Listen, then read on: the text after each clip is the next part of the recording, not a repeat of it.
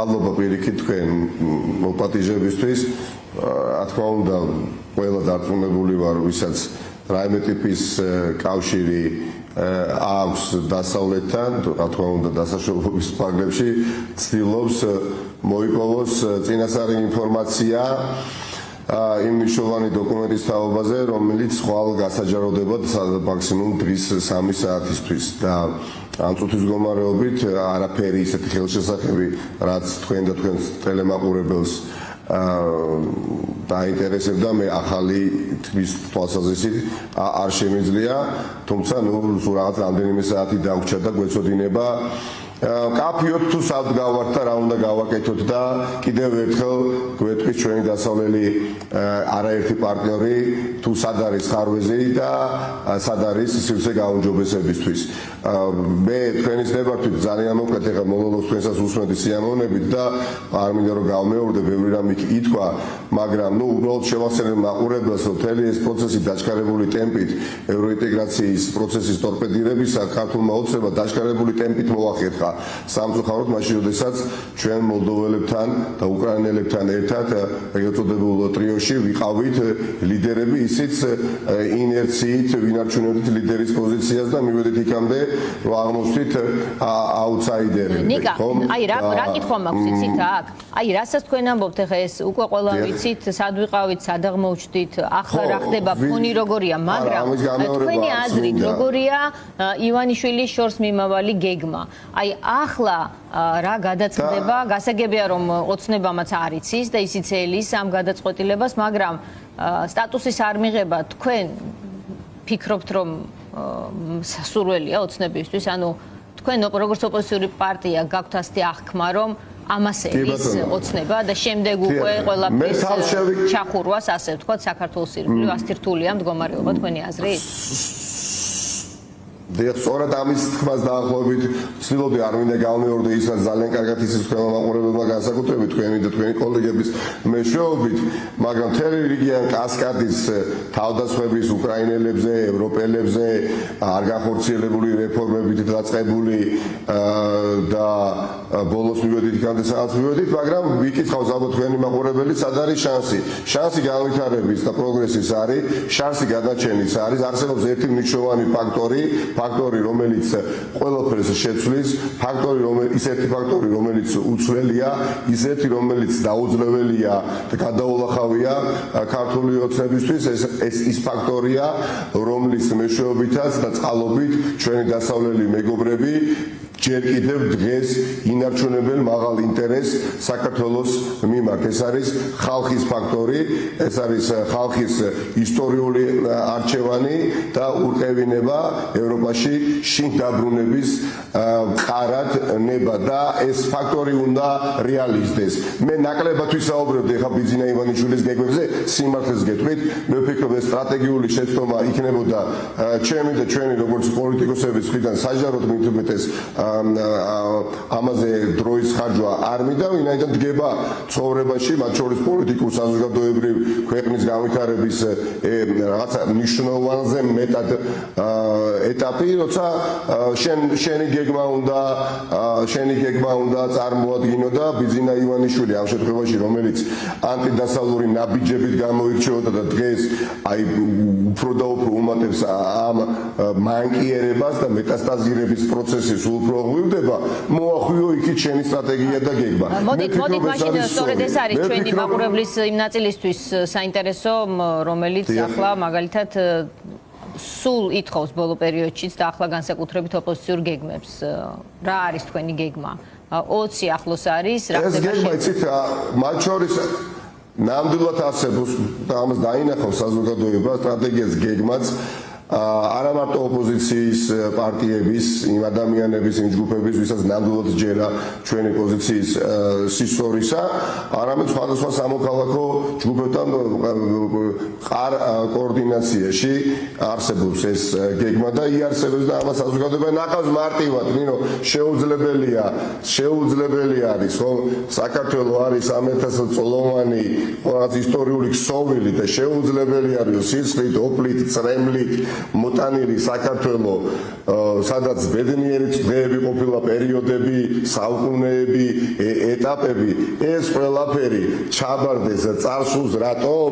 იმიტომ რომ უსამშობლო რაღაცა ჯგუფ ადამიანებს, რომლებსაც აქვთ პრეტენზია, რომ ხელისუფლება დაირქვან და არანაირი პრეტენზია არ აქვს, რომ ხალხის ნება გაითვალისწინონ და ხალხის ხმა შეისმინონ.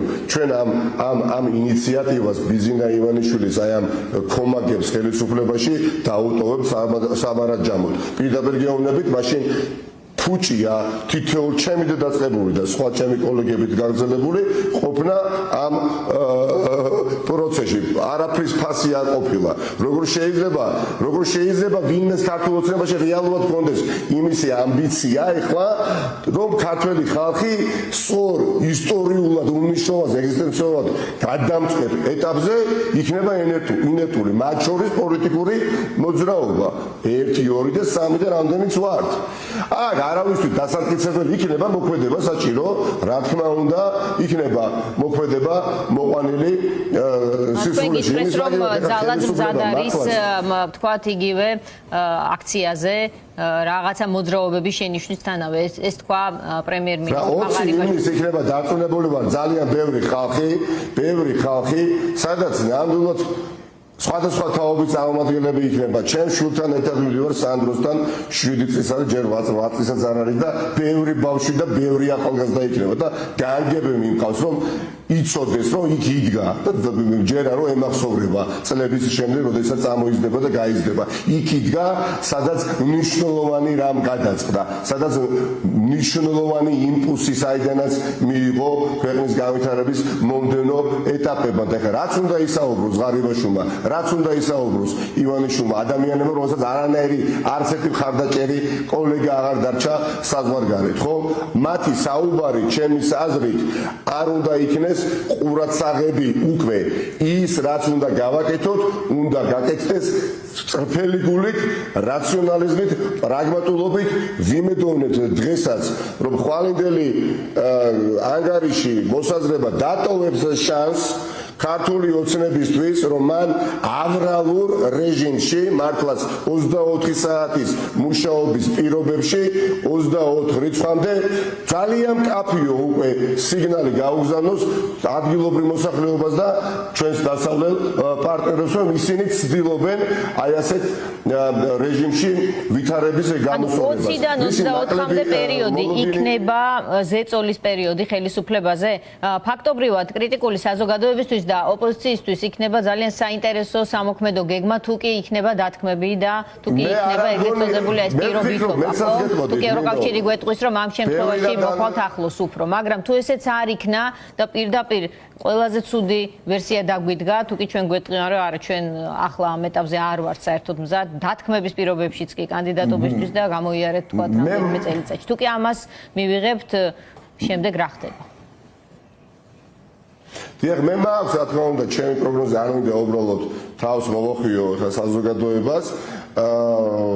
მე ვფიქრობ, რომ როგორც არ უნდა განვითარდეს მოვლენები სტატუსის რა კონფიგურაციით მიღება არ მიღების თვალსაზრისით, ქართულ ოცნებაზე მოუწევს კონკრეტული გადაწყვეტილებების მიღება. ან მან უნდა საბოლოოდ განგვიცხადოს ჩვენ ქართულ საზოგადოებას, რომ გტოვებს და ცდელობას არ აკლებს, რომ აღმოვაჩინოთ საქართველოს უკვე, მათ შორის ჩვენივე თანამონაწილეობით, მე რა რომ ჩვენ საზოგადოების ნაწილი ვართ, ზოგი ოპოზიციაში ვართ, ზოგი დაპირისპირებულები ვართ, ხო? გინდა არ გინდა ჩვენ ვიქნებით ნამდვილად თანამონაწილეები ამ ისტორიული უსამართლობის. ახალი რკინის ფარდის, უსამართლო რკინის ფარდის მიღმა. ამის შესაძლებლობას არავინ არ მისცემს. ეს კარგად უნდა დაიმახსოვროს იქ ივანიშვილის წარმომადგენლობამ. ამიტომ იქნება ეს პირობებით წარმოდგენილი, რა თქმა უნდა, ამ პირობებს დაჭირდება შესრულება. ამ პირობების შესრულების თაობაზე, არ შესრულების თაობაზე ნება უნდა გამოხატოს პირველივე საათებში, ხო, ქართულმა ოცნებამ უნდა თქვას, რამდენად ეთანხმება ევროპულ პარტნიორებს თუ კიდევ გააგრძელებენ იგივე ხელწერით თავდასხმას ევროპულ საზოგადოებაზე, ხო, და ყველაზე მათ შორის. თუ კი მართლაც გაგვიმართლა, მიუხედავად არასაიმედო განცხადებებისა დღეს გუშინ ევროპელი პარტნიორები მცხოვრების მხრიდან და მივიღეთ რა თქმა უნდა სტატუსი იმ დაგვარად რომ პირობები არ მოყვება რა თქმა უნდა ყველა გავიხარეთ და ამისათვის არანაირი ძალოვნება და ენერგია და დრო არ დაგვიშურებია არ ჩვენ და არ სხვა პოლიტიკურ ოპოზიციურ პარტიებს.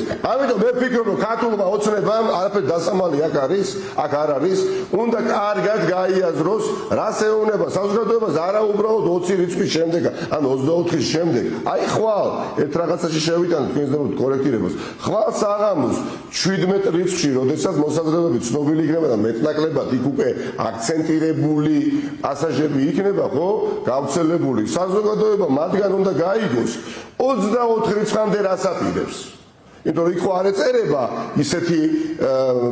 ისეთი პუნქტები რომელიც კავშირში არ იქნება 24 რიცხვი პირიქით ჭიდროდ იქნება დაკავშირებული და ხვალ საღამოსთვის ქართულმა ოცნებამ საზოგადოებას უნდა ამცნოს აპირებს გაითვალისწინოს თუ კვლავ თავს დაესწრება როგორც ევროპარლამენტარებს დაესწრა და როგორც ესწროდა თავს თვეების განმავლობაში უკრაინელ პარტნიორებს ომში ყოფ ადამიანებს რაც ჩემთვის იყო ლაკმუსის კაღალდი რომ თუ არ ჯერა უკრაინის წარმატების შენ არ ახარ დასავლეთის ხარდაჭერი.